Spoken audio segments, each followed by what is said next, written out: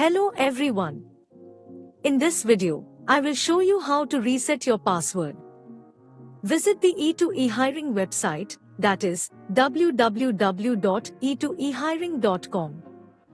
Go to the login page and click on the Forgot Password. This will navigate you to the next page. Enter your registered email ID and click on Send Email OTP. Now visit your inbox.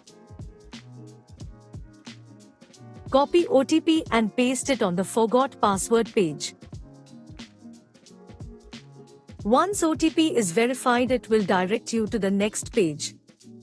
Enter new password, confirm the new password and click on Change Password. This is it.